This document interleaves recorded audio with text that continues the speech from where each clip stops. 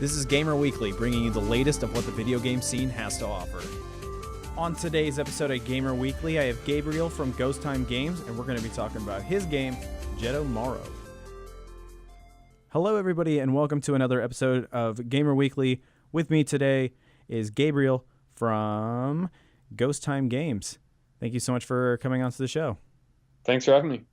So I'm going to say the name wrong, and I'm not trying to. I think it's Jettomero.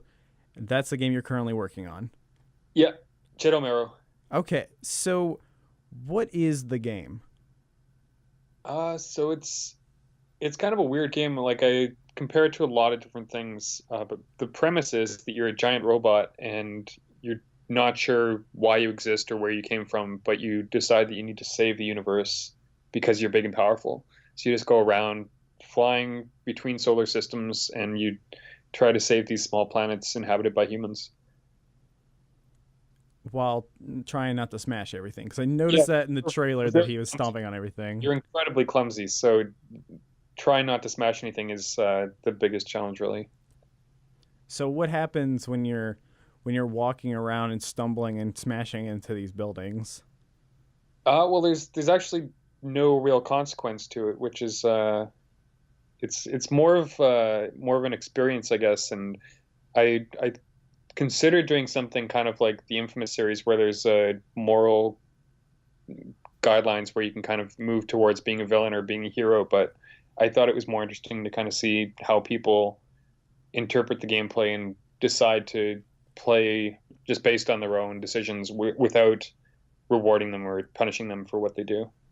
It's kind of like in like those Transformers movies where they're just blowing everything up and everyone's like, "Oh man, they're the heroes." Yeah, exactly. I think one of the Avengers movies went into that, about how they're saving everyone, but they're actually killing a bunch of people and destroying things at the same time. That's just water under the bridge. Who cares about them? The Avengers are safe though. Collateral is the cost of safety. And that's basically how this game works, is just making sure that you save everyone without trying to blow up as a whole lot of stuff. Yeah, well, I've watched a lot of people playing the game on streams and YouTube now, and about half the people at least are very enthusiastic about destroying things, which is that's definitely one way you can play it. It's kind of open-ended. And the game's currently out right now, so how's the reception been so far of the game? It seems very positive. Most people who have played it kind of understand what it's going for, and there's definitely a few people who are not so into the gameplay and think it's boring or too short. But I think the people that understand what it's trying to do and are familiar with the games that it's inspired by, they're really digging it. So what inspired you to make the game? Like, what were you setting out for when you made Jettomero? The original concept of a giant robot that couldn't actually save anyone despite being big and powerful, that was probably 3 years ago that I had the idea, and it was going to be just a simple 2D mobile game, kind of like an Angry Birds type thing, where you're trying to save these tiny people, and it's all physics based, but then anytime you try to do anything, you crush them all, and then you have to fly to a new planet, and so there's no actual way to succeed the game despite moving forward constantly. And then I started playing around with some 3D stuff and just kept prototyping until it evolved. And then the visuals, that was a lot of fun to experiment and just find something. Because it's just a one-person team. So in order to get the game looking good, I kind of had to do something less conventional and experimental, which made it a lot easier to create something that stood out without having like a solid modeling or texturing background. And you ended up going with a cel-shaded look to it as well. Yeah, it was really inspired by comic books like the Mike Mignola's Hellboy, and also Jack Kirby. I used a lot of his stuff from the 1970s as reference for designing those visuals. So with the Jack Kirby look, is there going to be a lot of crazy looking aliens and stuff in it too, or kind of like a Galactus type guy coming around? Yeah, there's there's a good collection of different kaijus in there. They're all procedurally generated. I had someone, it was someone following me on Twitter. They they offered to help design some monsters, so they drew a bunch of sketches and then I modeled them, and then took apart all the pieces, and then in the game they're all constructed um, just from code. So the parts keep getting swapped out and stuff.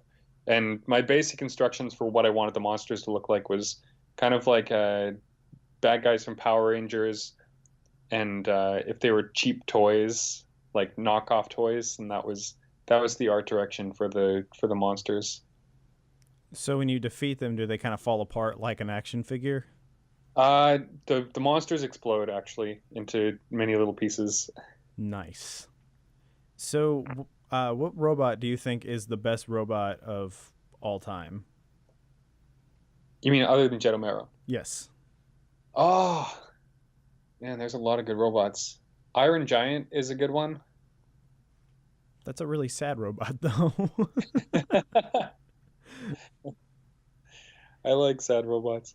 I think it's hard not to be a robot and be sad because just there's something very lonely and weird about being a robot, like having that intelligence, but being apart from everything else that makes someone human. Are these things that we experience in Jettomaro as well? Yeah, yeah, I definitely explore that kind of existential angst that I think that it's not just a robot feeling, but also a human feeling. I think there's a lot of humanity projected onto Jettomero in the game. So, what you're telling me is that I'm going to cry at the end of the game, kind of like Uh, Iron Giant. I don't know if it goes that far, but it depends on how emotional you get playing games. That's going to be in the DLC, the alternate ending, the Depression DLC. It's $5.99, and um, Comes with a box of tissues. of course, um, that oh my god, that would be hilarious to do. Yeah, like I because I had another person on that was making a robot game as well, and um, we were talking about like models and stuff too. Would you ever consider doing a model for Jettomaro, kind of like a Gundam kind of esque model? Yeah, for sure. That would be a lot of fun. I don't quite have the fan base yet to make production something that would be viable, but hopefully over the next few months, and once they get the game out on PlayStation, there'll be a fan base and interest enough for doing some kind of model or toy or something like that. That'd be a lot of fun. If you end up doing a model kit, hook me up because that's like I make like a million uh, Gundam kits, so it'd be really awesome to have like an indie game robot sitting there next to all my Gundams and stuff too. Yeah. So you're doing it on okay. So for the game, it's coming out on PS4, Xbox One, and PC. Well, it's already out on PC, and I believe it's not out yet for Xbox One, right? It's on Xbox One too, yeah. Everybody get that game now, then. Yeah, PlayStation 4 will be coming probably January, February next year. What does this game mean to you, and what advice would you give to people that are trying to make games or want to get into games?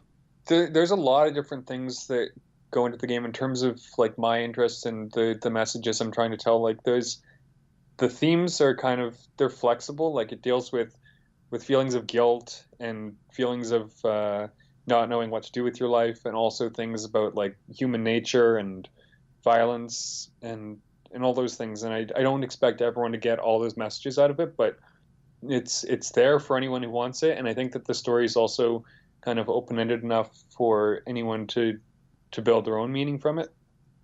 And I think that's the best way to approach telling a story is like you don't need to hit anything over the head with a hammer. Maybe I did actually thinking about it, but it's nice to just kind of present ideas and present without imposing a moral framework on it, because if you tell people what to think, they're less likely to go along with you. Whereas you present a scenario or facts to people, then they'll kind of create their own meaning from it. What was the second part of the question? Oh, and what advice would you give to people that are wanting to make games and or get into games, basically? Right. Yeah, if you're starting off as an indie and you like, I made this game over about 2 years, and I was working full time for more than half that time.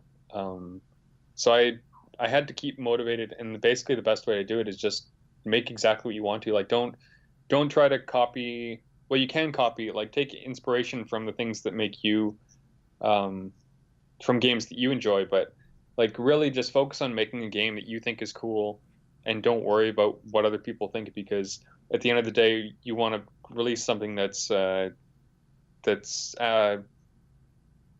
representing what you believe in, and that authenticity, I think, comes across well when you get it out there, and then you'll be able to feel proud about the thing that you've made that wasn't necessarily swayed by popular opinion or whatever's the coolest thing at the moment. Like, just make something that you want to make.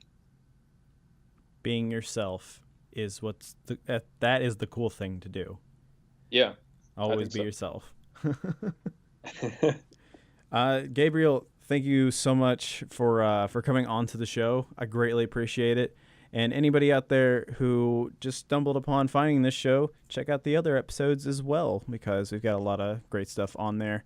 And we are on a try to be as weekly as possible schedule. Things are still a little up in the air for the show, but trying to get out there as much as possible. So thank you guys for being patient, and go check out Jettomero. It is out right now on Xbox One and PC, and it's going to be coming out later for PS4. So, and hopefully someday it'll come out on Switch, right?